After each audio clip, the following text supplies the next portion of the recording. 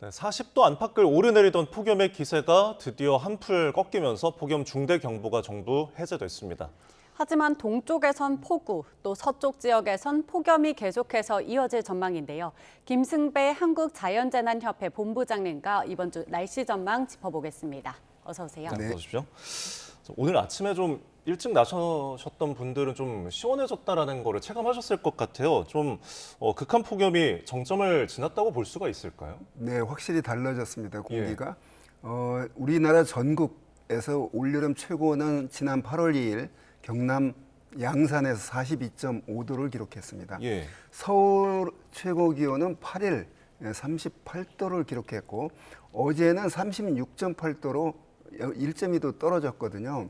자, 1년 중 가장 더운 시기를 우리가 통과를 하고 있다고 보여지는데 이 피크는 지났다고 봅니다. 오늘 아침 공기가 그걸 말해주고 있는데요. 앞으로 이 서울의 38도, 양산의 42.5도를 더 넘는 그런 기온은 나타날 수가 없습니다. 이제 태양과의 관계 때문에 그런데요. 태양이 하질 정점으로 해서 이제 태양에서 오는 에너지가 한 1, 2분씩 적거든요. 낮의 길이가 짧아지기 때문에 이때 이제 남쪽에서 얼마나 뜨거운 공기의 이류, 공기의 이동에 따라서 기온이 결정이 될 텐데 그런 기온은 없지만 그렇다고 그래서 뭐 폭염이 완전히 사라진 건 아니고 34도 안팎까지 올라갈 거거든요. 그러면 요즘에 워낙 높은 기온을 경험해서 그 정도는 괜찮다 생각하는데 폭염 경보의 기준, 그 특보 내려지는 기준입니다. 따라서 폭염에 대한 온열 질환에 대한 그 방심을 해서는 안 될 그런 시기입니다. 예. 네, 말씀해 주신 대로 폭염 중대경보는 모두 해제됐지만 이 동해안 지역에는 동해안 지역을 제외하고는 폭염특보는 여전히 발효가 중입니다. 그렇다면 34도 웃도는 그런 좀 무더위는 당분간 계속 이어질 거라고 예상을 해야 될까요? 그렇습니다. 금방 떨어지지는 않겠지만 그 34도 안팎까지 적어도 오늘로부터 열흘 이내에 이제 예측 가능한 기온 범위 내에서 보면 34도 안팎의 서울 기준 기온을 보일 겁니다. 반면에 태백산맥 동쪽에서는 어제와 오늘 사이 어제 강릉에서 100mm 넘는 비가 내렸거든요. 자, 남쪽에서 태풍이 남쪽으로 지나면서 태풍의 순환에 의해서 원래 우리나라를 덮고 있는 북태평양 고기압에 의해서 동풍이 불어들어서 서쪽 지역이 팬 현상으로 고온 현상이 나타났는데 이게 태풍이 오키나와 지나면서 남쪽 우리나라 입장에서 보면 동풍을 더 강화시키는 역할을 했기 때문에 영동 지방에는 뭐 가뭄의 단비죠. 고마운 비가 내렸는데 반대로 태백산맥 서쪽에서는 서울같이 38도까지 치솟았습니다. 좁은 우리나라 땅이지만 태백산맥을 중심으로 동쪽은 고온 다습한 동해의 공기가 들어갔고 서쪽은 고온 다습한 공기들이 가득 차 있었기 때문에 그런 그 폭우와 폭염이 극한적인 양극 현상을 보였습니다. 네. 자, 이게 참 밤에라도 좀 잠을 편하게 잘 수 있으면 좋겠는데 아직 열대야가 좀 남아 있잖아요. 뭐 그 17일째 30도를 웃도는 열대야는 이제 겨우 어제 뭐 멈춰섰긴 했지만 밤 기온 전망은 좀 어떻게 바라보세요? 그렇습니다. 옛날 뭐 어렸을 때 70년대 80년대 여름과 뭐가 다르냐면 그때는 낮에 따끈따끈해서 기온이 높았거든요. 그런데 밤에는 그래도 좀 선선했습니다. 요즘엔 지구온난화로 대기가 습해졌기 때문에 그 대기 안에 포함하고 있는 수증기가 밤 기온을 떨어뜨리지 않거든요. 그래서 낮에 뭐 41, 2도까지 한번 하루 이틀 치고 올라가더라도 밤에 열대야가 나타나지 않으면 우리 몸이 견딜만 합니다. 그런데 여러 날 그게 지속이 되고 있거든요. 그래서 온열 질환자가 늘어날 수밖에 없는데 이 기후변화 시대의 여름을 보내는 슬기로운 방법이 이제 낮 기온도 낮 기온이지만 밤 기온이 안 떨어지는 데 대한 철저한 대비가 필요하다고 봅니다. 네, 그런가 하면 밤이고 낮이고 약간 비교적 시원한 지역들이 있어서 부러움을 사고 있지 않습니까? 이 태백과 평창, 정선 이런 도시들인데 유독 이곳들이 더 시원한 이유는 어떤 지형적 특성이 있을까요? 우리가 고도가 높아지면서 높은 곳이 기온이 낮은 곳보다 낮거든요. 그런데 아까 언급한 그 지역들이 올여름에는 32, 3도까지 올라갔거든요. 아까 말한 그 피서지로서 아주 좋은 곳인데 올 여름에는 뭐 다른 지역보다는 기온이 낮았지만 그래서 그런 강원도의 고산 지역도 높은 지역도 이제 우리 이 고온 현상으로부터 예외가 아니다 이런 걸 올해 느꼈습니다. 네, 정말 뭐 고산지대까지도 더울 정도로 극한의 이제 더위를 저희가 맞이하고 있는데 더위도 더위지만 그 남부지방 같은 경우는 가뭄 때문에 뭐 지금 저수지도 마르고 있거든요. 근데 과수들이 가을이면 이제 걷어들여야 되는데 이미 막 화상도 입고 그러더라고요. 그렇다면은 가뭄이 좀 해갈이 언제쯤 될지 이 부분은 어떻게 보십니까? 그 남부지방은 심각합니다. 그 지난 장마철에 충청도 또는 서울, 경기 이쪽 지역은 한 500에서 많은 곳은 700mm 비가 왔거든요. 예. 1년 내릴 비의 뭐 반절 이상 내린 곳도 있는데 반대로 영남 지방은 한 20에서 50mm밖에 내리지 않았습니다. 이 중부나 서울, 경기, 충청보다 10분의 1 정도밖에 안 왔거든요. 자, 이 장마 때 물 부족을 만회하려면 적어도 태풍이 와줘야 됩니다. 예. 그런데 이 13호 태풍도 태풍이 사실은 피해를 주기 때문에 네. 피해야 될 기상 현상인데 남부 지방 입장에서 보면 그 태풍이 왔어야 우리나라 전체 폭염도 잠재우고 이럴 텐데 그런 현상에서 아마 올해 좀 제가 특이하게 느끼는 게 지난 7호, 8호 태풍이 일본에 큰 피해를 줬거든요. 예. 근데 우리나라 쪽으로는 오지 못했습니다. 그 다음에 9호 바비도 우리나라 쪽으로는 오지 못하고 중국 쪽으로 갔거든요. 자, 이러한 현상들을 보면 우리나라 덮고 있는 이 고기압 때문에 그런데 그게 좀 다른 해와 다른 태풍 관련해서는 네. 그렇습니다. 그래서 우리나라에 올 시기인 태풍들이 못 오고 있거든요. 그런 의미로 본다면 이게 만약 장기화된다면 앞으로 남은 태풍이 분명히 여러 개가 생길 텐데 예. 이런 그 태풍의 길목이 우리나라 쪽으로 만들어지지 않으면 못 오거든요. 그러면 이쪽은 굉장히 심각한 그 가뭄난을 겪을 것으로 보입니다. 예. 이제 여름이 끝나면 가을, 비가 적은 가을, 또 겨울, 비가 적은 겨울로 들어가거든요. 그렇기 때문에 이 지역에 대한 어떤 그 물 관리는 아주 철저히 지금부터 대비를 해야 되는데 결국은 태풍이라고 하는 하늘이 도와주지 않으면 그 물을 어디서 만들어낼 수가 없는 그런 상황인데 그쪽 그 가뭄이 해소되기를 태풍이 하나 와서 해소되기를 바라봅니다. 네, 태풍 이야기가 나와서 지금 13호 태풍 돌피는 중국으로 갔고 차노움의 흐름은 뭐 일본으로 간다는 이제 분석들이 있거든요. 네, 일본 북쪽을 통과해서 관통해서 예. 내륙을 관통하면 태풍이 급격히 약해지거든요. 예.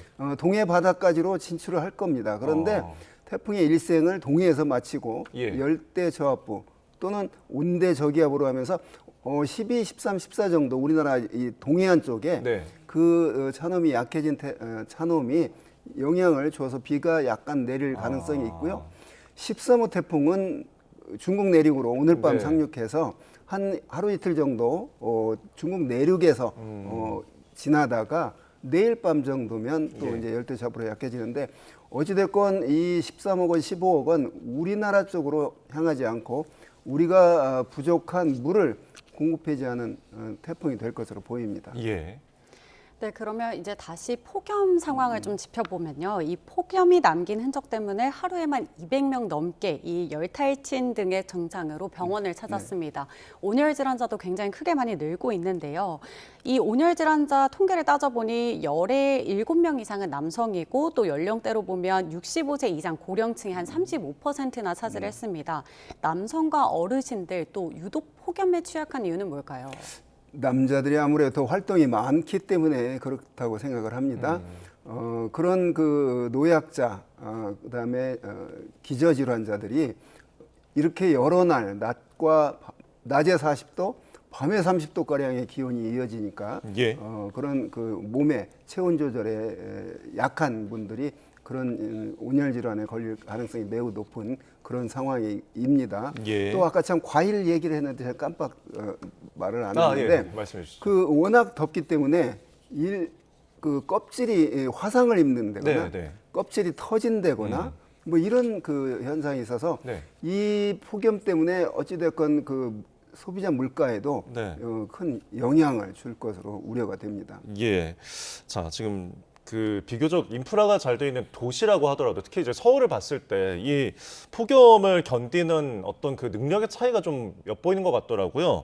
강북이나 도봉이나 뭐 금천구 같은 외곽 지역이 좀 폭염에 취약하고 중심부인 뭐 강남이나 종로 같은 데는 좀 상대적으로 잘 견뎌내고 있다 이런 분석인데 이건 어떤 차이가 있는 걸까요? 사회적인 분석인데요. 아마 그 산을 끼고 있는 지역이 기온은 1, 2도 도시화가 잘 된 지역보다 예. 낮습니다. 그거는 녹지가 있기 때문에 그렇죠. 산을 끼고 있기 때문에 예를 들면 서울시 은평구 같은 곳이 예. 기온이 전체적으로 한 29개 서울시 구별 그 기상 관측 자료를 보면 낮습니다. 그럼에도 불구하고 그런 폭염 대책에서는 네. 낮은데 그 이유가 어떤 접근성 그러니까 무더위 쉼터라거나 예. 그런 어떤 거리 그런 걸 따져서 그렇다고 분석이 됩니다. 그래서 도시화가 잘 돼일수록 잘 돼 있을수록 도시 열섬 효과가 더 많이 나타나기 때문에 기온은 높지만 예. 그런 폭염에 대응하는 그런 시스템은 잘 갖춰져 있고 또 갖춰져 있더라도 시민들이 접근할 수 있는 접근성이 높다는 면에서 아마 그런 평가가 나온 것 같습니다. 예. 이게 지역별로 차이가 있다면 사실 계층별로도 또 느끼는 더위가 다를 것 같습니다. 이 취약계층일수록 무더위 쉼터 같은 데 접근성이 떨어진다 뭐 이런 좀 보도들도 있는데요.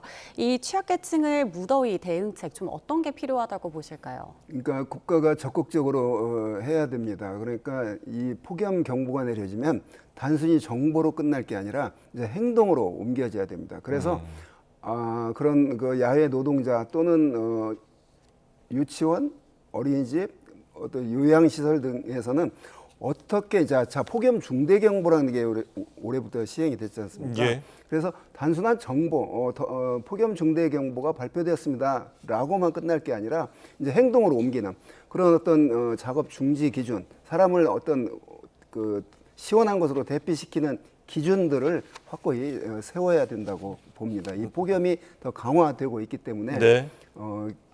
그 전기세가 없어서 난방을 못하는 그런 사람들도 있거든요. 네. 그래서 정부가 이제 적극적으로 그 에너지 불균형이죠.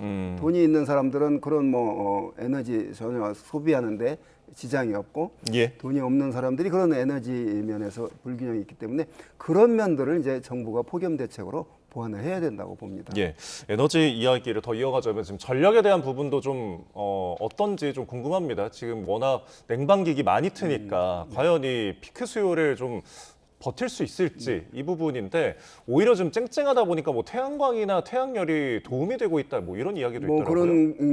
그런 어찌됐건 그러기 위해서 이제 태양 전지를 사용하는 건데요. 예. 전국적인 그 전력 사용은 2024년에 뭐 피크를 보였습니다. 예. 97.1 기가와트로 피크를 보였는데 올해 그 전력 당국이 한 107 기가와트 정도로 예비 전력을 충분히 확보했습니다.